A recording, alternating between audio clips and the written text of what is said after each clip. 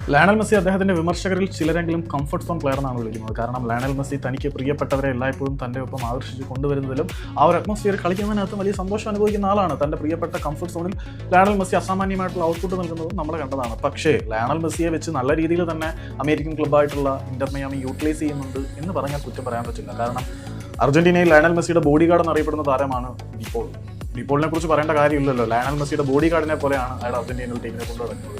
ഈ ഫാൻസിനേക്കാൾ കഷ്ടമാണ് ഡിപോളിന് ലയണൽ മെസ്സിയോടുള്ള ആത്മാർത്ഥത.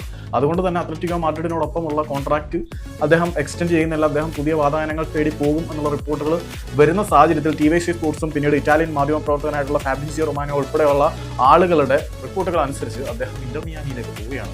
31 വയസ്സ് മാത്രം പ്രായമുള്ള ഡിപോൾ എന്ത് മലമറിക്കാനാണ് ഇപ്പോൾ ഇന്റർ മിയാമിയിലോട്ട് പോകുന്നത്. ഇനിയും അദ്ദേഹത്തിന് വളരെ വലിയൊരു കരിയർ ബാക്കി നടക്കുന്നുണ്ട്. അടുത്ത ഫിഫ വേൾഡ് കപ്പ്, അത് കഴിഞ്ഞ് 28 നടക്കാൻ പോകുന്ന കോപ്പ അമേരിക്ക തുടങ്ങിയ സാധനങ്ങളിലൊക്കെ അദ്ദേഹത്തിന് സ്ഥാനം ഉറപ്പിക്കണമെങ്കിൽ ഈ അമേരിക്കയിലെ കണ്ടൻ ലീഗിലോട്ടൊക്കെ പോയിട്ട് എന്ത് ചെയ്യാനാണ്? ലയണൽ മെസ്സിയെ സംബന്ധിച്ചിടത്തോളം അദ്ദേഹം നേടാനുള്ളതെല്ലാം നേടിയിട്ട് 36-ാമത്തെ വയസ്സിലാണ് പുള്ളി ഇന്റർ മിയാമിയിലേക്ക് പോയത്.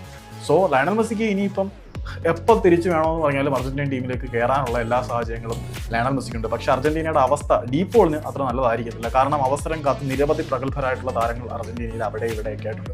യൂറോപ്പിൽ തന്നെ ഒരു 3 അർജന്റീനിയൻ ടീമിന് കളിക്കാനുള്ള താരങ്ങളുള്ള സാഹചര്യത്തിൽ ഈ മേജർ ലീഗിലേക്ക് പോയ ഡീപോളിന് ഇനി അർജന്റീന നാഷണൽ ടീമിൽ ഇടം പിടിക്കാൻ പറ്റുമോ? ഇത് കാണുമ്പോൾ എനിക്ക് നേരത്തെ ഒരു സാധനമാണ് ഓർമ്മ വേണ്ടത്.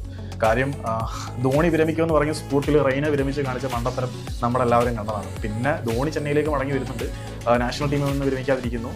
വെറുതെ ഒരു പോസ്റ്റിന്റെ പുറത്ത് വിരമിച്ച റെയ്ന ആരായി, മണ്ടനായി എന്ന് തന്നെ പറയാം. അതൊക്കെ അവിടെ നിൽക്കട്ടെ.